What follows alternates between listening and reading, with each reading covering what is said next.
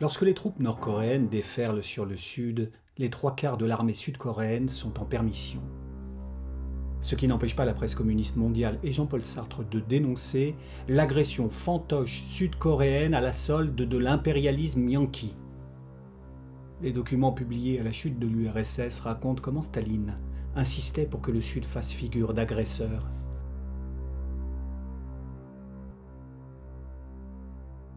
Kim Il-sung ne devait pas laisser aux Américains le temps de réagir, l'opinion publique occidentale devant les dissuader d'intervenir après coup.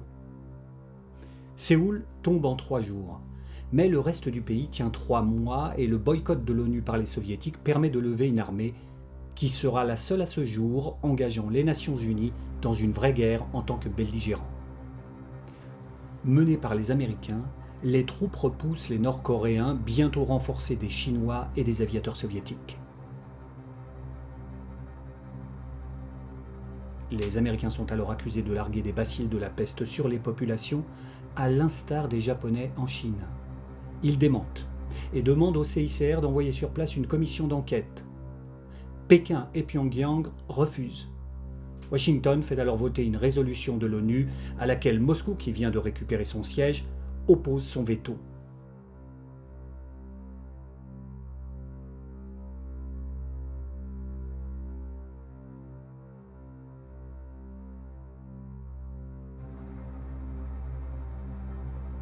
Mais Staline meurt brutalement et Moscou propose alors d'oublier les accusations et les projets d'enquête.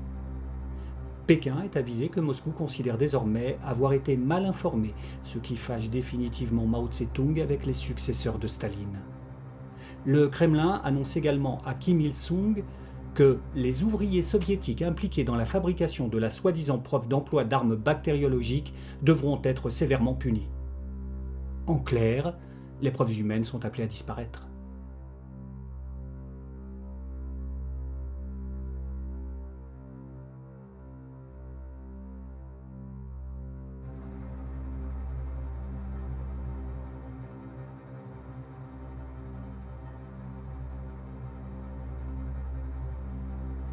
Au Moyen-Orient, le KGB prend l'avantage sur la CIA.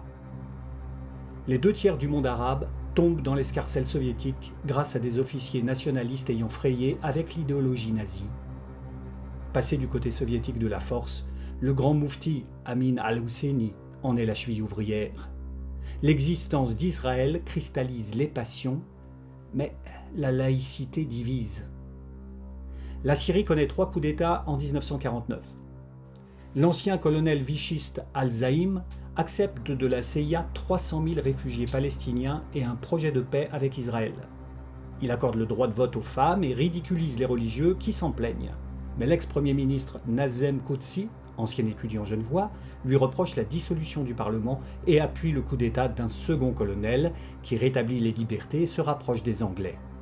Ce qui fâche un 3e colonel, fondateur du Parti social-nationaliste. Les Américains doublent la mise, offrant 400 millions de dollars, 10 milliards d'aujourd'hui, pour accueillir définitivement 500 000 Palestiniens sur les rives de l'Euphrate. L'idée permettrait une paix définitive avec Israël. Ce qui serait brader le droit au retour des Palestiniens, jugent le grand moufti et les fondateurs du parti Baas, Michel Aflaq et Salah Bitar. Le grand moufti fait même assassiner Abdallah, le roi de Jordanie jugé trop proche d'Israël.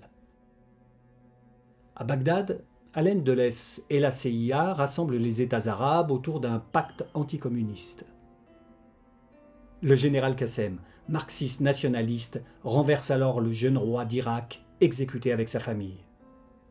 Le régent et son premier ministre sont dénudés et démembrés en place publique.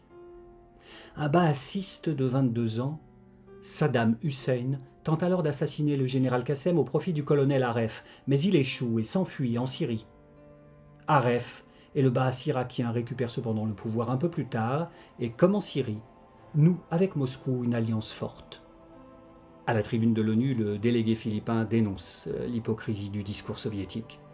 La conquête du Caucase n'est-elle pas contemporaine de celle de l'Algérie ? Écumant, Nikita Khrouchtchev l'interrompt en tapant sur son bureau d'une chaussure vindicative.